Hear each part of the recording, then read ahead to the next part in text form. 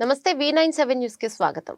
అనపర్తి నియోజకవర్గం అనపర్తిలో శనివారం doctor BR Ambedkar విగ్రహానికి అనపర్తి నియోజకవర్గం ఎస్ఎస్ఎల్ నాయకులు మండల నాయకులతో కలిసి రామకృష్ణారెడ్డి నివాళులర్పించారు.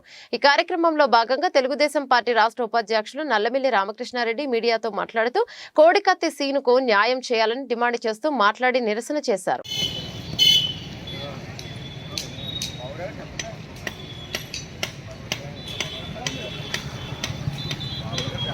కోడికత్తి సీనుకు కోడికత్తి సీనుకి కోడికత్తి సీనుకి కోడికత్తి సీనుకి కోడికత్తి సీనుకి కోడికత్తి సీనుకి కోడికత్తి సీనుకి కోడికత్తి సీనుకి కోడికత్తి సీనుకు న్యాయం చేయాలి. కోడికత్తి సీనుకు న్యాయం చేయాలి. కోడికత్తి సీనుకు న్యాయం చేయాలి. కోడికత్తి సీనుకు న్యాయం చేయాలి. కోడికత్తి సీనుకు న్యాయం చేయాలి. కోడికత్తి సీనుకు న్యాయం చేయాలి. కోడికత్తి సీనుకు న్యాయం చేయాలి. కోడికత్తి సీనుకు న్యాయం చేయాలి. కోడికత్తి సీనుకు న్యాయం చేయాలి. కోడికత్తి సీనుకు న్యాయం చేయాలి. కోడికత్తి సీనుకు న్యాయం చేయాలి. కోడికత్తి సీనుకు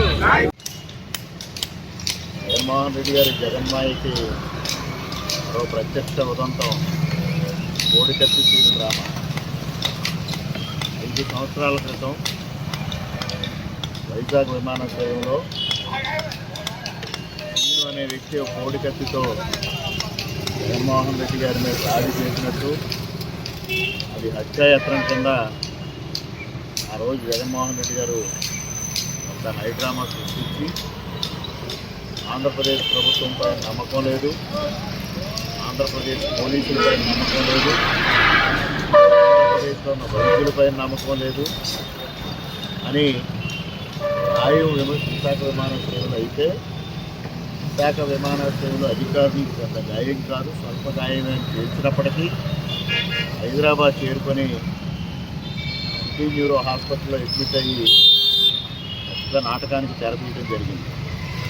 ఎన్నికల్లో లబ్ధి పొందడం కోసం, ఎన్నికల్లో సానుభూతి పొందడం కోసం వివేకానంద రెడ్డి గారు నివేదిక ఇచ్చిన గొడ్డంతో చంపి అది చంద్రబాబు నాయుడు గారు గెలిచారని నాటకం ఒక డ్రామా కట్టారో అదేవిధంగా ఈ కోడికత్తి సీను విషయంలో కూడా ఈ విధంగా కట్టారు. ఆ రోజే ఆంధ్రప్రదేశ్ పోలీసు కోడికత్తి సీనులు అదుపులోకి తీసుకోవడం, ఆనాటి నుంచి ఈనాటి వరకు అతను రిమాండ్ ఖైదీగా 5 సంవత్సరాలుగా జైల్లో మగ్గుతూ ఉన్నారు. ఒక చిన్న నేరానికి, ఆ నేరం కూడా జగన్మోహన్ రెడ్డి ప్రేరేపిస్తేనే ఆ నేరం అతను చేశాడు. అటువంటిది అతను 5 సంవత్సరాలుగా జైల్లో మగ్గుతూ ఉంటే లక్షల కోట్ల కుంభకోణాలకు పాల్పడిన జగన్మోహన్ రెడ్డి మాత్రం స్వేచ్ఛగా బెయిల్ పైన ఈ ఆంధ్రప్రదేశ్ రాష్ట్రానికి ముఖ్యమంత్రి అయి రాజభోగాలు అనుభవించడం జరుగుతూ ఉంది. ఇవాళ ఒక దళిత యువకుడు 5 సంవత్సరాలుగా జైల్లో మగ్గుతూ ఉంది.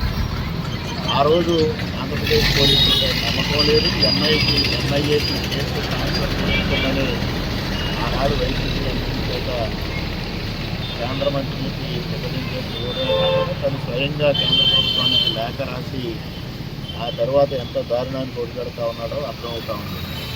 మరి ఇవాళ సాక్షాత్తు ట్రయల్ కోర్టు చెప్తా ఉంది, జగన్మోహన్ రెడ్డి ఒక డిక్లరేషన్ ఇస్తే కోడికత్తి సీనుకి బెయిల్ ఇస్తామని.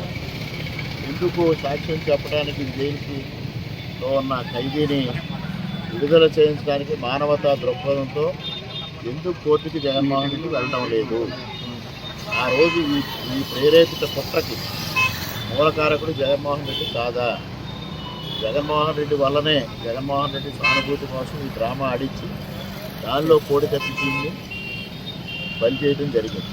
మరి అదే అవినాష్ రెడ్డి విషయంలో బాబాయిని చంపినప్పటికీ అవినాష్ రెడ్డిని వాళ్ళు కాపాడుతూ ఉన్నాడు ముఖ్యమంత్రిగా. సాక్షాత్తు సిబిఐ వాళ్ళు అరెస్ట్ చేయడానికి వస్తే లోకల్ పోలీస్ సపోర్ట్ లేకుండా, ప్రభుత్వం సపోర్ట్ లేకుండా అవినాష్ రెడ్డి చేత రకరకాల డ్రామాలు చేయించి ఇవాళ అవినాష్ రెడ్డిని కాపాడుతున్న జగన్మోహన్ రెడ్డి తన సానుభూతి కోసం రెండో డ్రామా కోడికత్తి సీనుకి ఎందుకు బెయిల్ రాకుండా అడ్డుపడతా ఉన్నాడు? 5 సంవత్సరాలుగా ఒక రిమాండ్ ఖైదీ జైల్లో మగ్గిపోతూ ఉంటే ఎందుకు సానుభూతి చూపిస్తుంది? దళితులపైన ఈ విధమైన కార్యక్రమాలు, ఈ విధమైన ఇబ్బందులు పెడుతూ దళితుల్ని నిన్న అంబేద్కర్ విగ్రహాన్ని ఆవిష్కరించడానికి జగన్మోహన్ రెడ్డికి అర్హత ఏముందని ఈ సందర్భంగా ప్రశ్నిస్తూ ఉన్నా. ఇవాళ మేము డిమాండ్ చేసేది ఒకటే, అమాయకుడు జగన్మోహన్ రెడ్డి రాజకీయ కుట్రలో తెలియకుండా భాగస్వామిగా మారిన కోడికత్తి సీనికి తక్షణమే బెయిల్ మంజూరు చేయించే విధంగా జగన్మోహన్ రెడ్డి చర్యలు తీసుకోవాలని తెలుగుదేశం పార్టీ తరఫున డిమాండ్ చేస్తాం.